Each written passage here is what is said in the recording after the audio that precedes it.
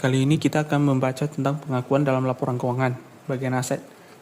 Entitas mengakui aset dalam laporan posisi keuangan ketika kemungkinan besar manfaat ekonomi masa depan akan mengalir ke entitas dan aset memiliki biaya atau nilai yang dapat diukur secara andal. Aset tidak diakui dalam laporan posisi keuangan ketika pengeluaran telah terjadi namun dianggap tidak terdapat kemungkinan besar bahwa manfaat ekonominya akan mengalir ke entitas setelah periode pelaporan berjalan. Sebagai gantinya, transaksi tersebut menghasilkan pengakuan beban dalam laporan penghasilan komprehensif atau dalam laporan laba rugi jika disajikan. Entitas tidak mengakui aset kontingensi sebagai aset, akan tetapi ketika arus manfaat ekonomi masa depan ke entitas hampir pasti atau virtually certain, maka aset terkait bukan merupakan aset kontingensi dan pengakuan aset dilakukan.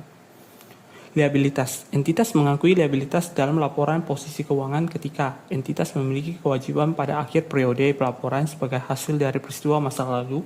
Kemungkinan besar entitas disyaratkan untuk mengalihkan sumber daya yang mengandung manfaat ekonomi dalam penyelesaian dan jumlah penyelesaian dapat diukur secara andal.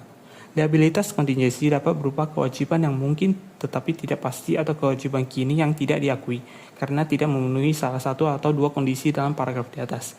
Entitas tidak mengakui liabilitas kontingensi sebagai liabilitas kecuali untuk liabilitas kontingensi pihak yang diakuisisi dalam kombinasi bisnis. Penghasilan. Pengakuan penghasilan merupakan akibat langsung dari pengakuan dan pengukuran aset dan liabilitas. Entitas mengakui penghasilan dalam laporan penghasilan komprehensif atau dalam laporan laba rugi jika disajikan ketika telah terjadi peningkatan manfaat ekonomi masa depan terkait peningkatan aset atau penurunan liabilitas yang dapat diukur secara andal. Beban. Pengakuan beban merupakan akibat langsung dari pengakuan dan pengukuran aset dan liabilitas. Entitas mengakui beban dalam laporan penghasilan komprehensif atau dalam laporan laba rugi jika disajikan ketika telah terjadi penurunan manfaat ekonomi masa depan terkait penurunan aset atau kenaikan liabilitas yang dapat diukur secara andal. Bagian total penghasilan komprehensif dan laba rugi.